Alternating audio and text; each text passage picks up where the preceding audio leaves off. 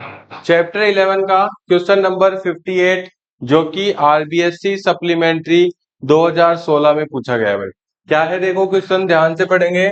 Find out the total resistance of combination in the given circuit diagram. आपको एक circuit diagram दे रखा है जिसमें आपको तीन रेजिस्टेंस दे रखे हैं, जिसमें से R1 हम मान लेते हैं कितना 2 ओम, ठीक है, R2 मान लेते हैं 6 ओम और R3 भी मान लेते हैं कितना 6 ओम मान लेते हैं। अब आप ध्यान से देखोगे तो R2 और R3 जो है वो हमारे को कौन से कॉम्बिनेशन में दिखाई दे रहे हैं भाई, पैरेलल कॉम्बिनेशन में दिखाई दे रहे हैं। तो पैरेलल कॉम्बिनेशन में है तो क्या कर लेते हैं हम इनको, लेट R डैश जो है वो मान लेते हैं हम इनका equivalent resistance of R2 and R3।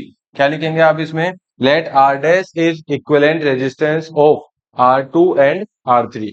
फिर आप इसको कैलकुलेट कर सकते हो आराम से कि 1 अपॉन R डैश जो है वो किसके बराबर हो जाएगा, 1 अपॉन R2 प्लस में 1 अपॉन में R3, ठीक है, 1 अपॉन में R2 प्लस में 1 अपॉन R3।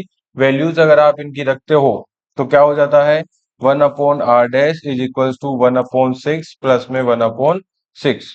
तो 1 upon R dash is equal to LCM 6, ऊपर हो जाएगा 1 प्लस 1, क्या बनेगा 1 upon R dash is equal to 2 upon 6। तो R dash is equal to हो जाएगा 6 अपॉन 2 यानी कि 3 ओम। तो R डैश की वैल्यू कितनी आ गई हमारी, 3 ओम आ गई, यहाँ पे 6 और 6 थे। तो फिर बात करते हैं R1 की। तो R1 के साथ जो R डैश है वो कौन से कॉम्बिनेशन में है, सीरीज कॉम्बिनेशन में है। तो सीरीज कॉम्बिनेशन में है तो यहाँ पे क्या कर लेते हैं, लेट R मान लेते हैं equivalent resistance of R1 and R dash. R dash का और R1 का इक्विवेलेंट रेजिस्टेंस मान लिया हमने R। सीरीज कॉम्बिनेशन में है तो R इक्वल्स टू हो जाएगा R1 प्लस में R डैश।